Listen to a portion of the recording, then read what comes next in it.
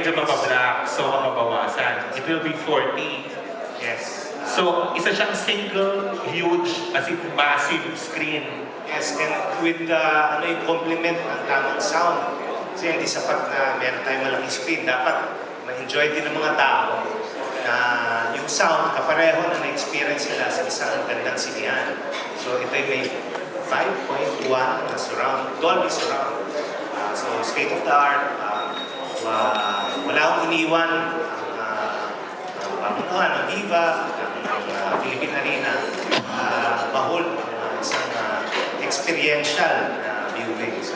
Yun po. Wow. Tapos, did you invite yung board or para representatives from Guinness para i-certify nila if ever yung record? Meron pong dalawang opisyal ng Guinness na darating po para i-observe at ibigay sakaling ma-achieve po yung goal. Ibig sabihin yun, hopefully ma-awardan tayo. Wow. O, last na lang, Sir Vincent. Totoo ba mag-open daw kayo ng 8 a.m. sa mga sinihan? Yun ang request. Well, with some of the screens, yung kaya, in terms of operations, bukas po ng 8 a.m. Iba naman, kung hindi kaya na maaga-maaga, they will open late night screenings sa ibang sinihan. Para rin po mapagbigyan ng lahat na gustong makapanood agad during the first week especially. Kaya nga, nag-announce kami kanina na magkakaroon po ng nationwide advanced selling starting on the 28th. Dala na rin po ng demand ng mga sinihan, ng mga manonood, yung susubaybay dito sa movie na to, na mapagbigyan po sila at magkaroon ng reserved seats sa araw ng opening concourse.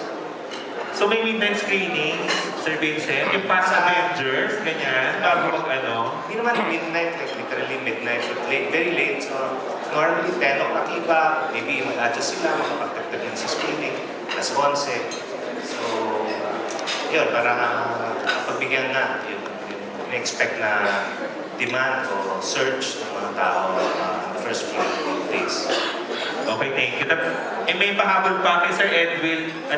Yung totoo po bang holiday daw yung October 7 para sa mga kapatid? Wala po akong balita tungkol dyan. Karisma niya bilang tao. Pero makikita rin po dito sa pelikula kung paano rin po siya kapag hindi po siya nag-preach, kung paano po siya sa bahay, kung anong klaseng asawa siya, kung anong klaseng tatay po siya. Makikita niyo po lahat dito sa pelikula.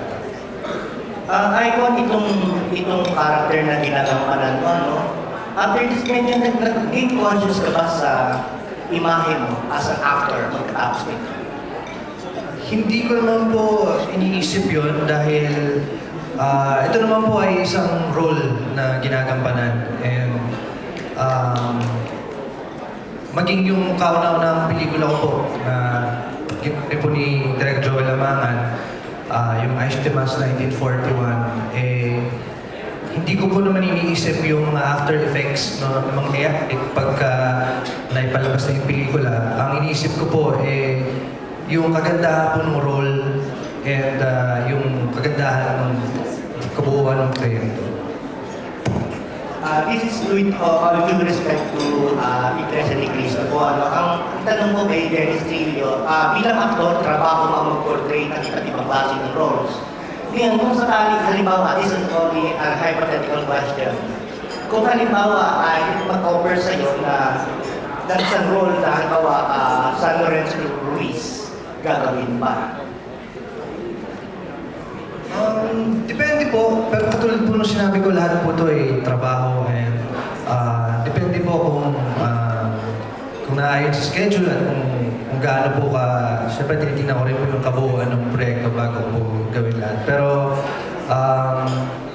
wala naman po siguro magiging problema kung sakasakali. Salamat.